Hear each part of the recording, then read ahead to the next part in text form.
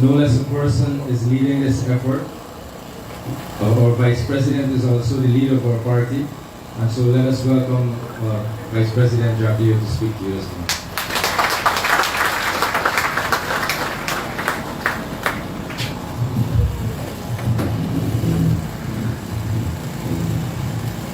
Thank you, colleagues, friends. So many of you would have been following the news, and you would have seen us going across the country, launching this program, getting people employed. Many of you probably would have heard about the reasoning behind why we need to launch this part-time program.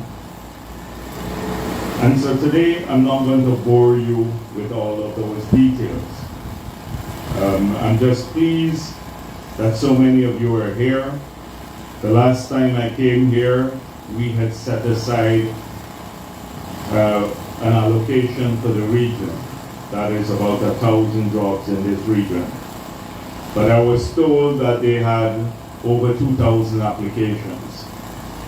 So that is why we're back in Region 5, having gone through the first set of people to get the others who would have applied for this program to be contracted so that they can start working. So from here I go to Paradise, where a number of other people from across the region who will be employed.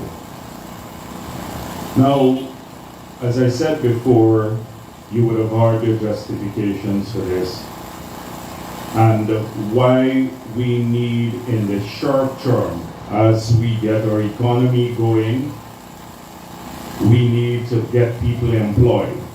Now, you know, we just came out of one of the most horrific issues that any government or anyone had to deal with, which was a global pandemic.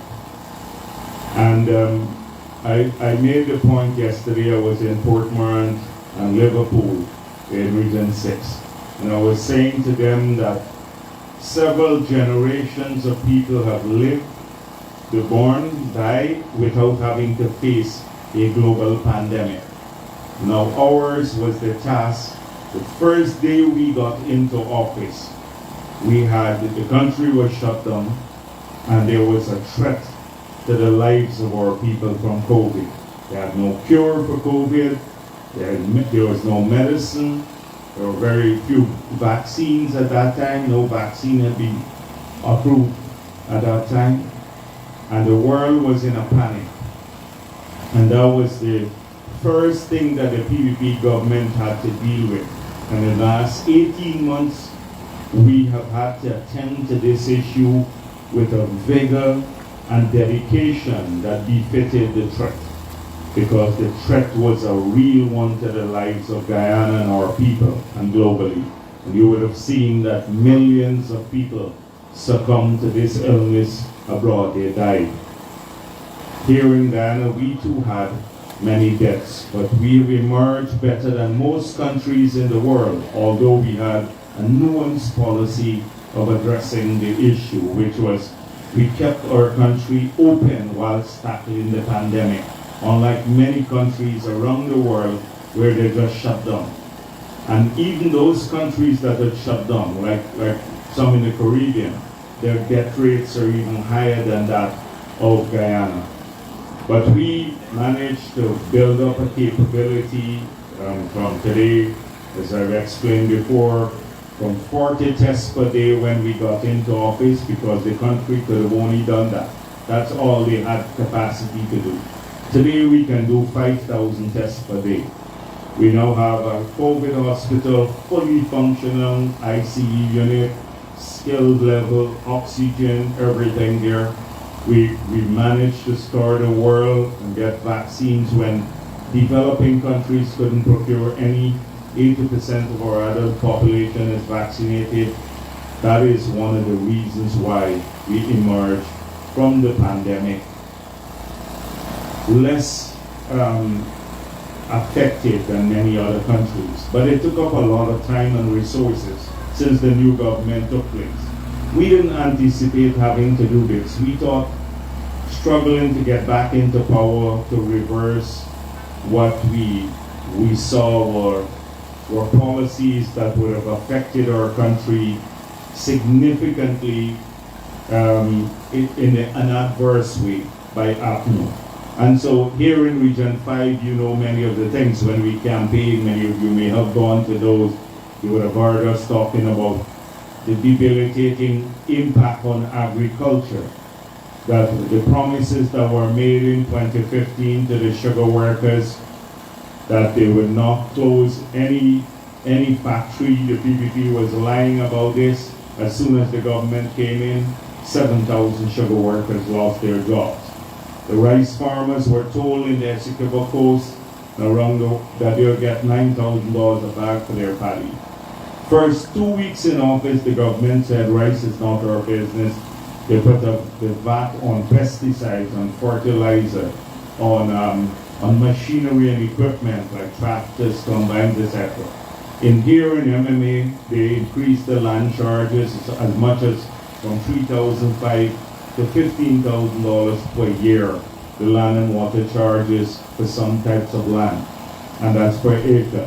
So agriculture could not prosper, but many other things too. The mining sector faced the same sort of taxation regime that led to loss of jobs. So we were campaigning on that, coming into office, restoring these things which we have done, creating more jobs. We said we restore the children grant, which we did. Now it's 25,000. We said we take it to 50,000 per child per year, which we will do. Doubling old age pension, scholarships for people, which we've done already. We promised 20,000 already, 11,000 scholarships in 2 years. That sort of thing. Housing, there was nothing done there. We said we'll do 50,000 house.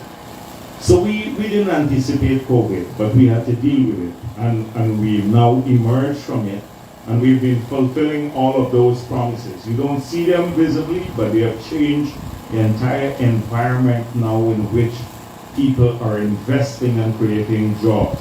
And so we have returned to fast economic, not just economic growth, but in the non-oil sector. We have seen a massive growth in the economy and great linkages, and now a huge spurt of investments. But the investment seems to be concentrated so far in regions 3 and 4.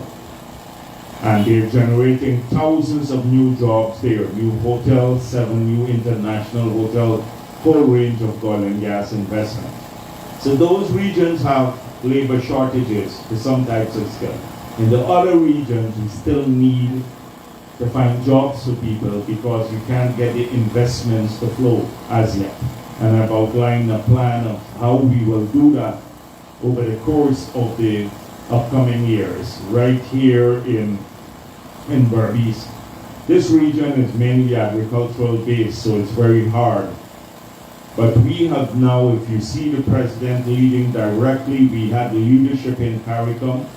Even since when I was president, we're the lead country on agriculture in CARICOM. APNU just gave that up. President Ali has now resumed that leadership. You see food security and the expansion of agriculture is the forefront of our agenda. Came here at MMA and launched the program where we are going to, you were saying that this could be the livestock capital of the country. So on agriculture itself, you're going to see massive investments. I met with the farmers. I don't want to burden you with all of these, and we're putting in a whole range of new drainage systems similar to the one that we put in at the Hope area, that now would protect the entire Region 4 and Region 3 from Mahaika all the way to the Abari, because now we don't have to release water from the East Demerara Conservancy into the Mahaika River when the Conservancy Dam is threatened. That used to be a big problem, and until we built the Hope Canal, like how this rainy season we had it, and it's not a rainy season, it's raining forever. because of climate change, we've seen what has happened. We would have had to already release water from the Caucasus there into the Mahaka River, which is already swollen. By now, right across the Abari would have been flooded if we didn't have Hope Canal. When we built that, people were opposed to it, but now we have laid out a plan how to do the same thing in Region 5 that will protect farmlands and people's properties from the deluge that we have now because of climate change. As I was explaining elsewhere, in the month of January, historically, you would get 7 inches of rainfall. Now in a single night we can get that. In a single night we get rainfall, or more rain than we'll get in a whole month in the past because of climate change, global warming, climate change. So we have to prepare for that. So agriculture will get a huge boost in this region and no doubt generate more jobs. But we can't just keep the region in agriculture because people there have to be some mobility and we have to get some additional investments into the region.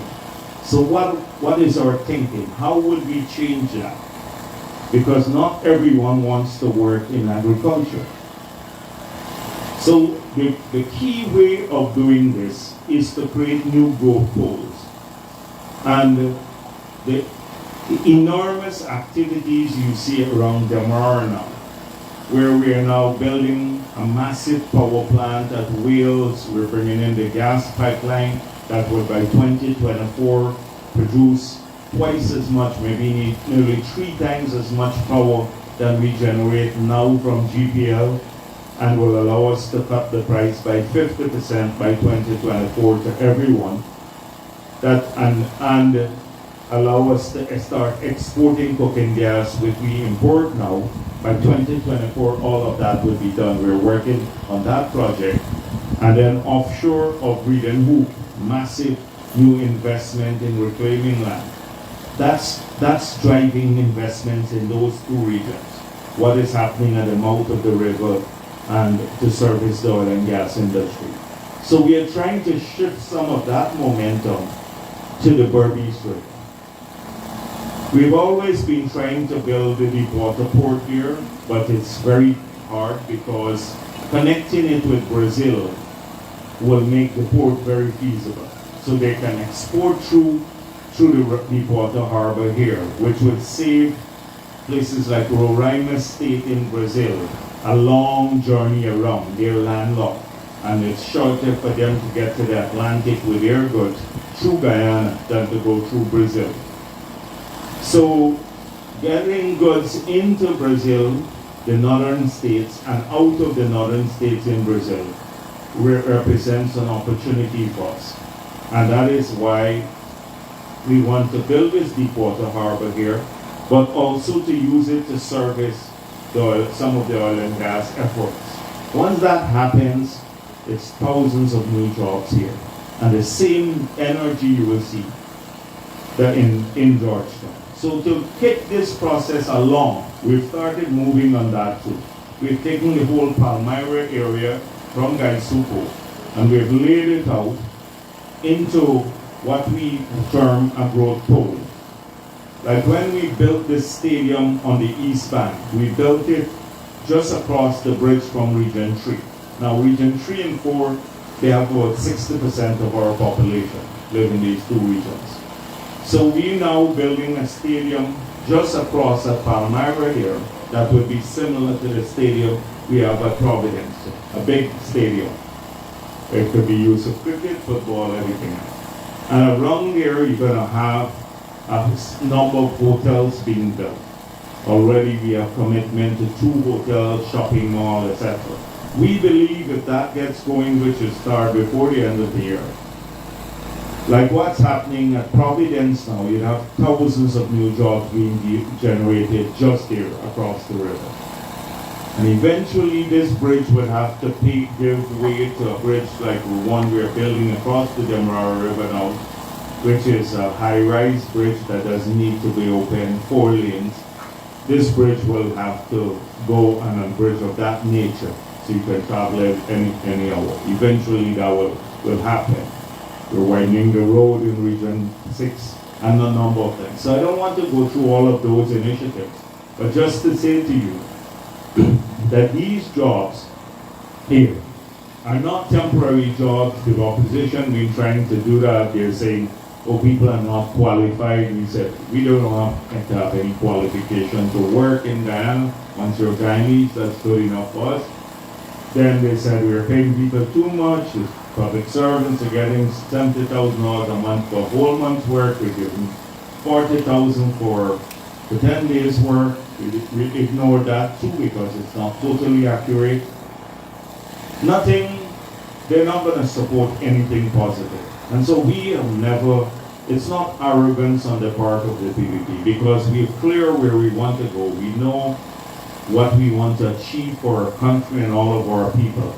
That is why we sometimes ignore it right from the sidelines. And they have had a chance and they've demonstrated once again that every time APNU is in office, our country has declined. Declined not only for PPP supporters, but for the whole country. It affected everyone, including APNU supporters.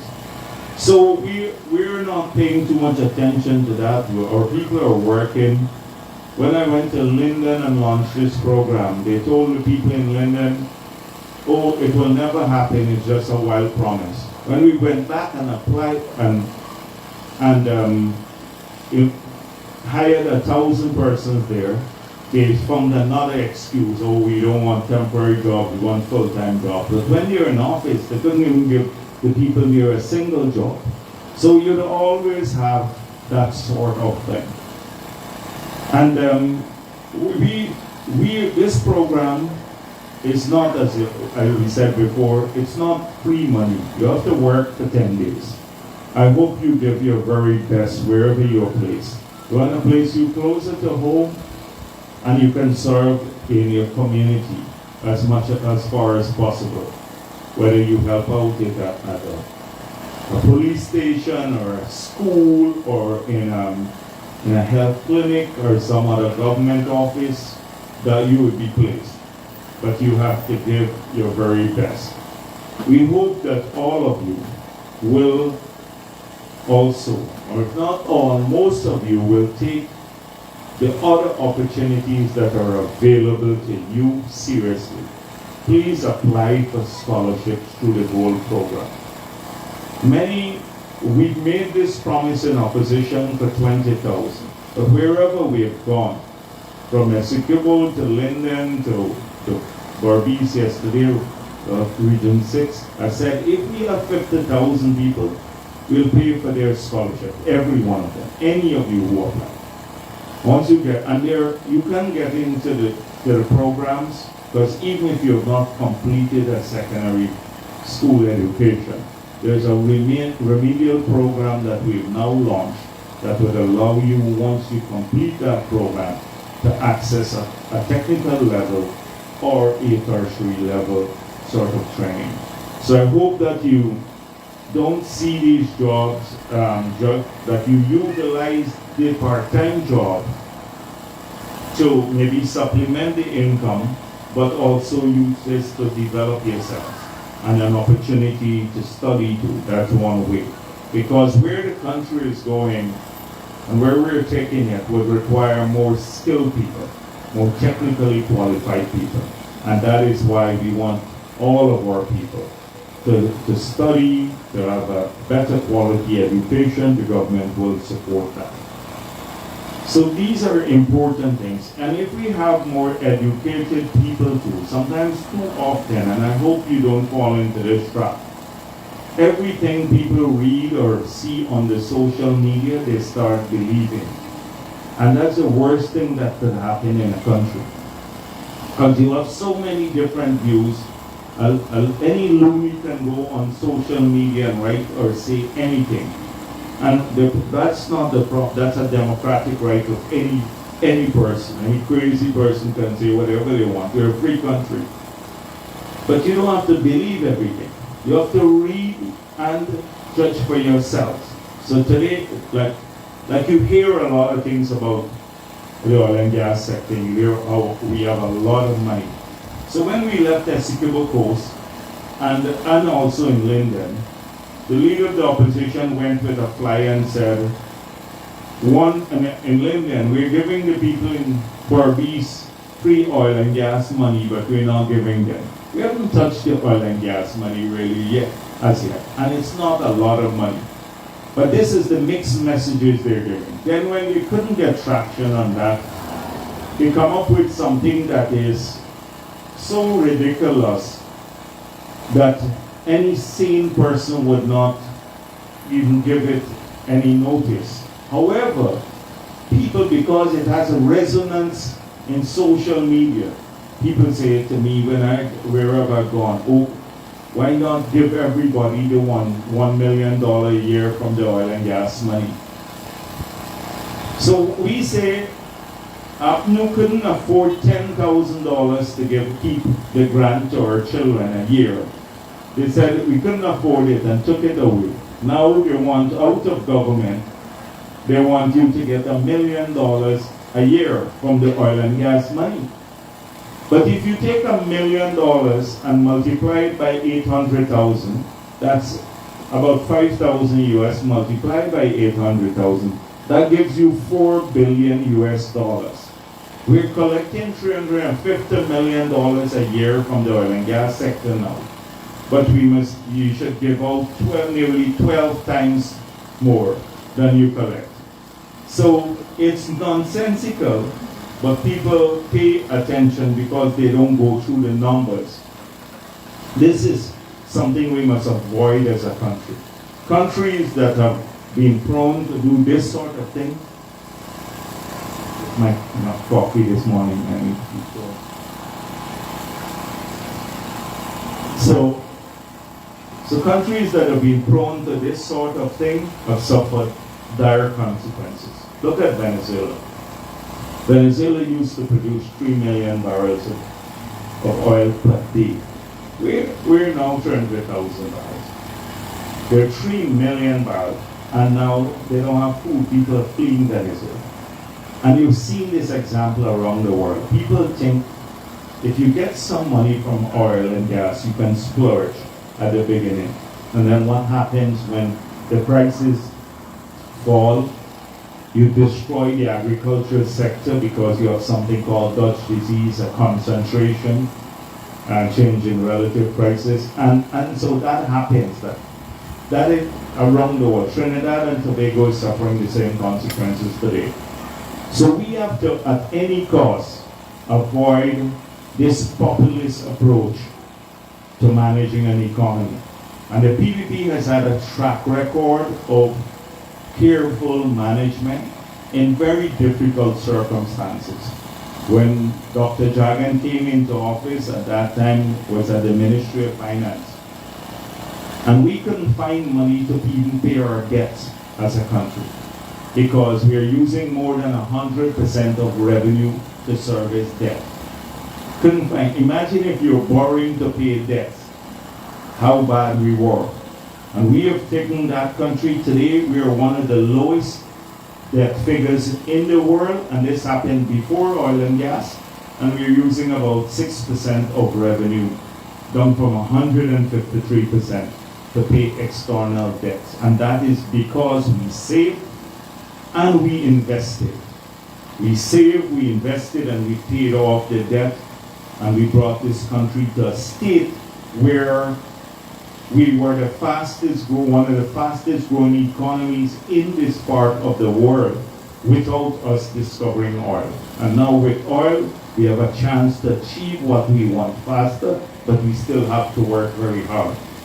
And so our role is to invest this money in education, in healthcare. We want an educated population, a healthy population.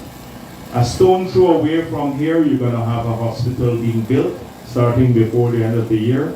It's a $30 million hospital, 65,000 square feet, 3 operating theaters, CT scan you can just get right here, and it will start just around down the road here, I think it is. So So that sort of thing. I'm not going to tell you about the whole country and about all the highways and other plans. That is where we're taking the country. That's where we're leading it. Investing in infrastructure for the future, helping the other sectors grow so when the oil sector declines, we can then keep our prosperity going. So you don't rely only on oil and gas.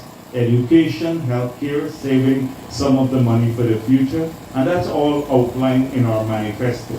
This didn't happen overnight. We just didn't think about it on the run. Because we've had a long history of engagement and managing the economy. Long before we came into office in opposition, we laid out the plans that we wanted to implement once we got back into office. And so now we're busy pursuing those. And so I hope I'm not going to go on much longer. Already I'm speaking for too long. I just want to come and say that utilize this opportunity. You'll get an income. We remove all the taxes that have not put on food, on water, and electricity, on a whole range. Pesticides, fertilizer, machinery and equipment, all the fees that were increased enormously, we took them back. Here at MMA, the water charges, etc., we took them back to the old level. But in spite of all of that, we've seen an increase in cost of living. And why? It's because of the COVID. We have an overhang now. A lot of the factories in other parts of the world where we import stuff from, they're still closed. So if you try to order a car now, if you can get it in the past in 3 months, you may have to wait now 8 months.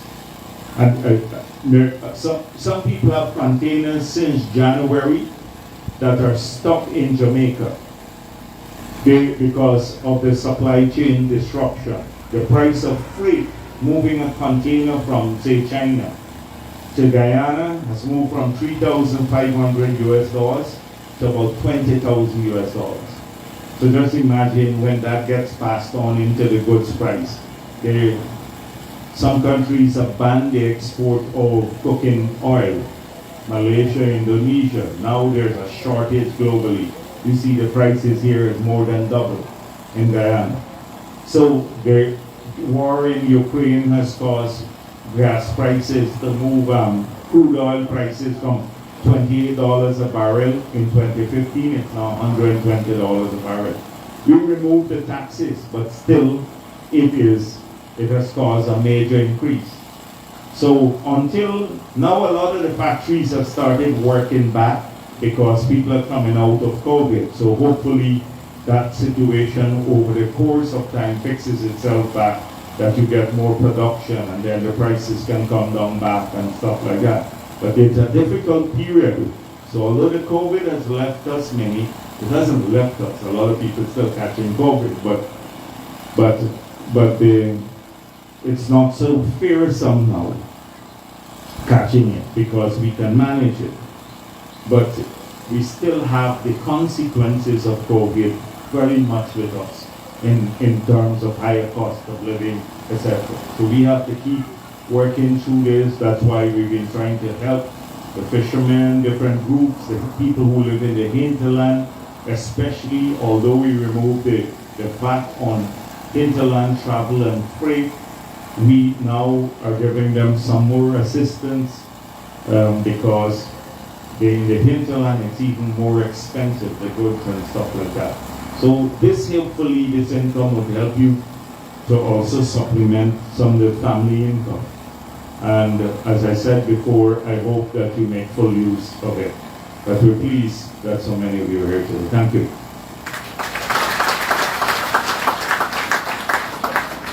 So if anyone wants me to follow up on any issue, people come to all of these meetings and ask because they're waiting for someone to follow up on something. So many people have NIS issues and land lease, and they applied for a house lot a long time and they didn't get it.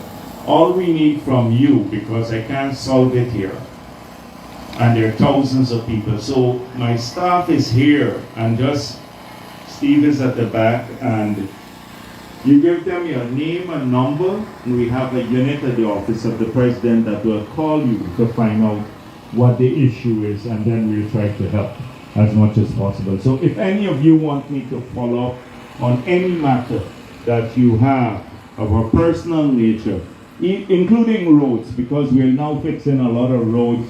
The rainy season has just damaged a lot of the roads, and many were neglected.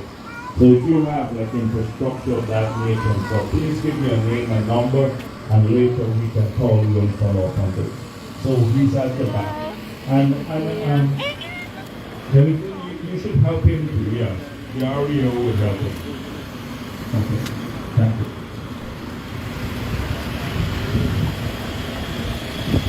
So, thank you, Vice President. So, those of you who have other issues that you would like to raise that are more national, or any other issue you want to raise, then Vice President is here to listen to those people. So, who's going to be the first person? We have a mic in the crowd. Let's take the mic around.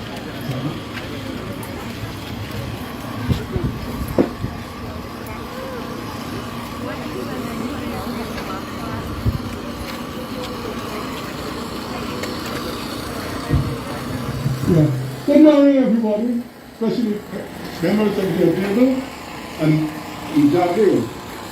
I'm one of the persons who, from the Jagdeo's initiative, have carried out works along the city fence, planting mangroves. I never did drop out. The past government, when I approached them, especially the area, the chairman knows me well, they were always claiming that there's no money on the budget for mangroves restoration. I did a project of document paper, I circulated it all around. I've been working with Nari, and everybody knows me as from Anatolian writer. And only promises. I have invested all of my money in my lifetime. And mangroves have grown and chosen. It become forest now. This is why when our leader, I came to Envoy, I was the person who started the feed for the poultry industry, and it is successful. I've got an example there where I started with some black giant fowls, and the hatching eggs, they are more than 80%. The feed we're getting it from the seaside, the shrimp, and the bycatch, you know, that before they throw them away. Yeah. So it's something very feasible, rather than to import the nutrients to the feed, especially the shrimp meal.